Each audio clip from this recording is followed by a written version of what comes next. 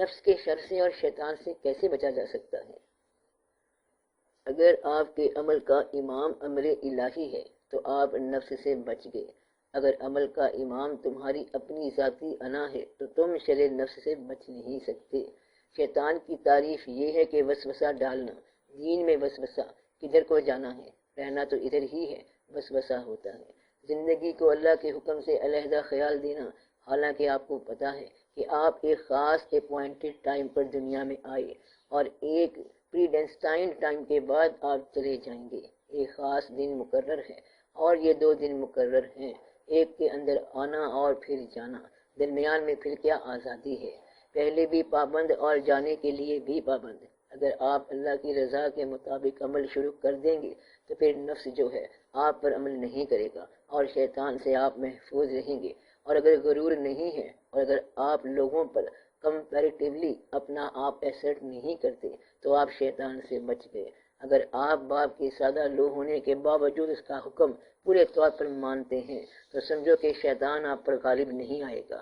شیطان یہ وسوسہ دیتا ہے کہ انا خیر منہ، یعنی میں اس سے بہتر ہوں۔ جب آپ یہ کہتے جائیں گے کہ میں اس سے بہتر ہوں تو یہ شیطان ہے، اور اگر یہ کہیں گے کہ وہ مجھ سے بہتر ہے تو یہ فکرہ ہے اپنے ایمان کا۔ Brother the need is greater than mind. اگر کوئی گمراہ ہے اور آپ راہ والے ہیں تو اب یہ آپ کی ذمہ داری بن گیا ہے۔ بات سمجھے؟ بجائے اس کے کہ اس گمراہ سے نفرت کرو، اسے ساتھ لے چلو۔ ایک شخص کو ایک کافر مل گیا، اس نے کہا کافر کا بچہ ہے، کلمہ پڑھ۔ اس نے کہا کہ پڑھا۔ کہتا ہے کہ تو بچ گیا، قسمت والا ہے، مجھے خود کلمہ نہیں آتا۔ تو بات اتنی ساری ہے، اسے کلمہ پڑھانا چاہتے ہو اور خود راستہ نہیں جانتے۔ اگر راستہ جانتے ہو تو اسے راستے پر پہنچا دینا ہی کافی ہے، سفیشینٹ ہے۔ لہذا کسی کو گمراہ کہنے سے پہلے اپنی راہبری دکھا۔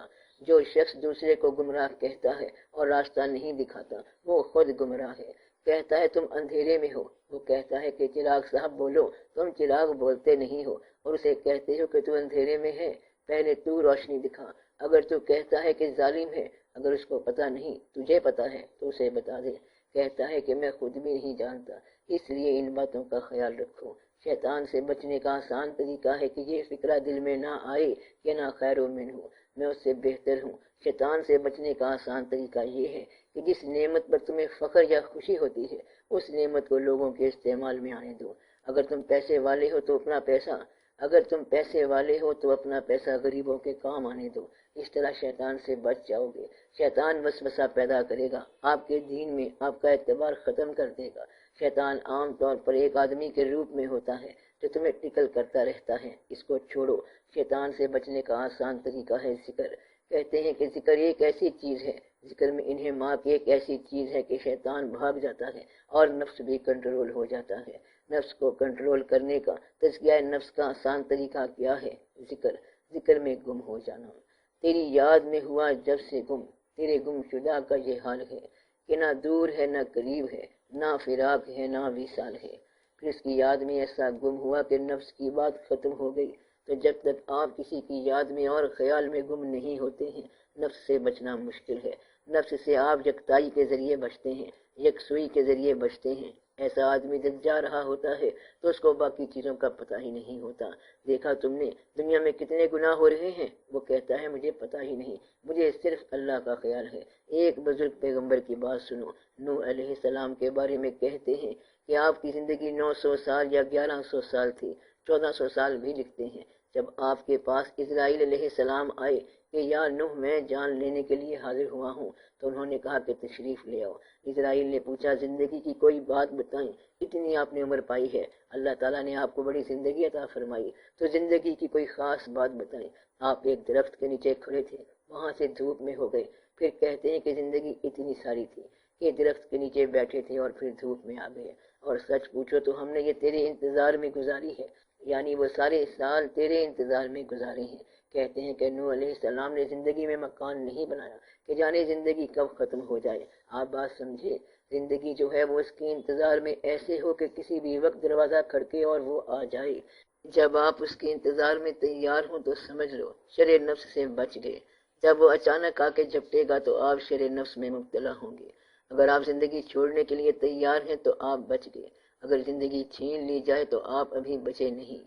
اس لیے نفس سے بچنے کا ایک آسان طریقہ یہ ہے کہ آپ کسی دوست کو ساتھ لے لو، اس طرح نفس سے بچ جاؤ گے۔ کسی ساتھی کو ساتھ لے لو، کسی بزرگ کا کہنا ماننا شروع کر دو، اللہ کے عمل کے تابع ہو جاؤ، درود شریف پڑھنے لگ جاؤ۔ درود شریف جب وارد ہو گیا تو آپ نفس سے بچ گئے۔ نفس کی دو خرابیاں ہوتی ہیں، اگر یہ دو خرابیاں نہ ہوں تو آپ نفس سے بچ جائیں گے۔ ایک یہ کہ نفس جو ہے یہ جسمانی مسرتوں کی تمنا کا نام ہے، اگر جسمانی مسرتوں کی تمنا کمزور کر دو یا کنٹرول کر لو تو نفس کے شر سے بچ جاؤ گے۔ شیطان سے بچنے کا آسان طریقہ یہ ہے کہ اپنے دین پہ وسوسہ نہ آئے اور یقین آ جائے کہ یہی دین برحق ہے تو شیطان سے آپ بچ جاؤ گے۔ شیطان کا کام شر پیدا کرنا اور اللہ کی رحمت سے مایوس کرنا ہے۔ اللہ کی رحمت سے مایوس ہونے کا مطلب یہ ہے کہ تمہیں اپنا مستقبل یقین میں نظر نہیں آتا۔ اس شخص کو اپنے مستقبل میں شک پیدا ہو جائے تو وہ سمجھ لے کہ شیطان کی گرفت میں ہے۔ شیطان اندیشہ پیدا کرتا ہے، ہم تو کلمہ پڑھ کے تھک گئے، کیا بنا ہمارا، 6 سال سے نماز پڑھتے جا رہے ہیں، ایک گاڑی مانگی ہے اللہ سے، نماز کا گاڑی کے ساتھ کیا تعلق؟ اکثر آپ یہ کنفیوژن پیدا کرتے رہتے ہیں کہ دعا کے ذریعے اللہ سے وہ چیز مانگتے ہیں جو کافروں کو بغیر اسلام کے مل گئی۔ آپ لوگ اس بات کو سمجھو کہ آپ کیا کر رہے ہو۔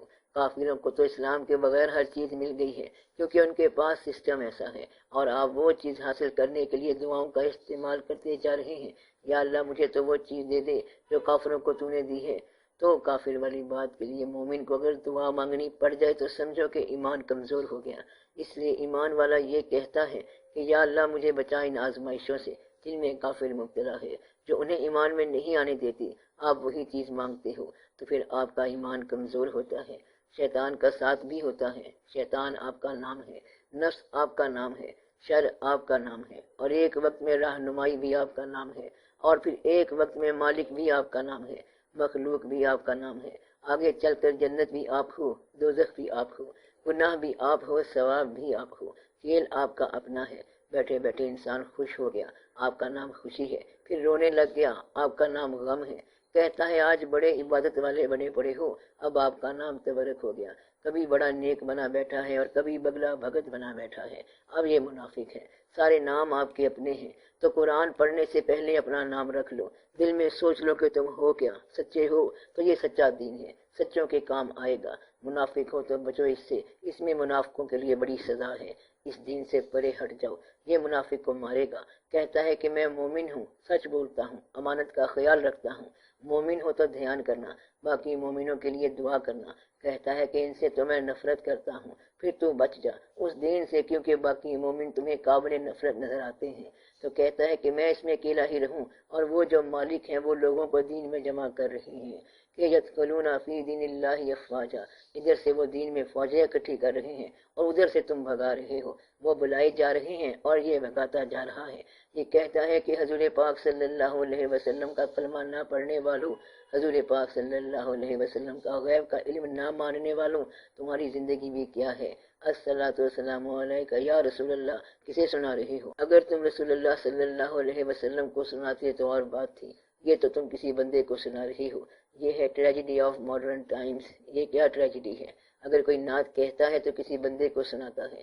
یہ حضور پاک صلی اللہ علیہ وسلم کے نام کی نعت ہے، اب تو حضور پاک صلی اللہ علیہ وسلم کو سنا، مگر وہ نہیں سنائے گا۔ کہتا ہے میں نے یہ شعر عرض کیا ہے، سنا کس کو رہا ہے؟ جلسے کو، ان کی تسکین کے لیے۔ تو اگر نعت کا شعر ہے، حضور پاک صلی اللہ علیہ وسلم کے لیے کہا گیا ہے، تو لوگوں کو تو ابلاغ ہو جائے گا، خود بخود سمجھ آ جائے گا۔ اس لیے یہ خیال رکھو کہ انتشار تمہارا اپنا نام ہے، اگر تم انتشار سے بچ جاؤ تو وحدت فکر پیدا ہو جائے گی۔ وحدت فکر پیدا ہو گئی تو وحدت عمل کا پیدا ہونا بہت آسان ہے۔ وحدت عمل پیدا ہو گئی تو 10 دفعہ آپ کامیاب ہو۔ ایک آخری بات سن لو، غلام ہندوستان میں غلام مسلمان چند لاکھ بے سر و سامان تھے، مگر انہوں نے پاکستان بنا لیا۔ یہ ہے وحدت عمل۔ اور آپ 10 کروڑ آزاد مسلمان، طاقتور مسلمان، سرمایہ پرست مسلمان، سرمایہ مست مسلمان، ہر شے آپ کے پاس موجود ہے۔ ہندوستان میں آج بھی اتنے مسلمان ہیں جتنے پہلے تھے۔ بنگلہ دیش مسلمانوں کا ہے، مگر اب کیا ہے؟ ڈر ہے۔ وہ مسلمان جو تھے انہیں ڈر نہیں تھا، انہوں نے پاکستان بنایا۔ کن لوگوں نے؟ ان تھوڑے سے لوگوں نے۔ اور آپ ڈر رہے ہو کیونکہ شر آپ کے پاس موجود ہے، اس لیے کہ آپ کا یقین کمزور ہو گیا۔ آج آپ اپنے ہی گھر میں ڈر رہے ہو، اس کی وجہ یہ ہے کہ آپ کے اندر وحدت فکر ختم ہو گئی ہے۔ وحدت فکر تب ختم ہو جاتی ہے جب آپ جمع مال و عددہ مال جمع کرتے جا رہے ہو اور گنتے جا رہے ہو۔ کل تک آپ کے بڑوں کے پاس کچھ نہ تھا اور آج کل آپ خدا جانے کیا سے کیا ہو گئے، اپنے آپ کو کیا سے کیا سمجھتے ہو۔ کوئی آدمی یہ نہیں کہتا کہ ہماری پچھلی نسل غریب تھی، یہ ماننا بڑا مشکل ہو رہا ہے۔ غریب ماننے کو آپ تیار نہیں ہو اور امیر ہونے کا ثبوت نہیں ملتا۔ امیر وہ جو غریب کے کام آئے۔ امیر کون ہے؟ غریب کو دکھانے کے لیے نہیں بلکہ غریب کے کام کرنے کے لیے۔ آپ کی گاڑی ہوتی ہے تو مٹی اڑانے کے لیے ہوتی ہے اور غریبوں کو دکھانے کے لیے ہوتی ہے، غریبوں پر روب ڈالنے کے لیے ہوتی ہے۔ مال ہوتا ہے تو صرف تماشا کرنے کے لیے، دکھانے کے لیے ہوتا ہے، اور یہ بات جمیع مسلمان کے لیے کمزوری کا باعث ہے۔ آپ کیا کرو؟ آپ دوسرے کی خدمت کیا کرو۔ مسلمان کون ہے؟ آپ کے علاوہ سارے ہیں۔ آپ کب ہوں گے؟ جب آپ ان کی خدمت کرو۔ آپ کب مسلمان ہوں گے؟ جب وہ سامنے والی ان لوگوں والی مسجد بھی ٹھیک ہے، جب سب ٹھیک ہیں، ورنہ موقع ملے تو آپ سب کو اڑا کے رکھ دو گے۔ وہ دوسروں والی مسجد، وہ دوسرا عقیدہ ہے۔ پتہ نہیں کون ہیں یہ لوگ اور کیا کہتے ہیں۔ توبہ کیا کرو اس بات سے۔ میں آپ کو ایک مثال دے رہا ہوں، اسے یاد رکھنا۔ ایک جگہ مسجد میں نماز پڑھنے کا اتفاق ہوا۔ ایکچول واقعہ ہے یہ۔ مغرب کی نماز تھی۔ مسجد بھی کوئی بہت بڑی نہیں تھی، وہ چھوٹی سی تھی، خوبصورت مسجد تھی۔ سب لوگ نماز پڑھ رہے تھے، جماعت ہوئی۔ ادھر سے میں لاسٹ میں دوسری صف میں کھڑا تھا۔ اتنے میں کوئی مسافر آیا، ہاتھ میں سامان تھا۔ امام نے کہا غیر المغضوب علیہم ولا الضالین۔ سب نے اونچی آواز میں کہا آمین۔ وہ مسافر بولا لا حول ولا قوت الا باللہ اور سامان اٹھا کے بھاگ گیا۔ اب اسے کون روکے کہ جماعت ہو رہی ہے؟ اسے یہ سکھایا گیا تھا کہ جہاں اونچی آمین ہوتی ہے وہاں لا حول ولا قوت پڑھا کرتے ہیں۔ یہ ہے آپ کی پروڈکشن کہ آپ بریلوی ہو اور آپ لوگوں نے اپنے طبقہ خیال کو سکھایا کہ جہاں اونچی آمین ہو وہاں سے بھاگ جایا کرتے ہیں۔ جو لوگ اذان سے پہلے درود نہیں پڑھتے آپ انہیں کافر کہتے ہو۔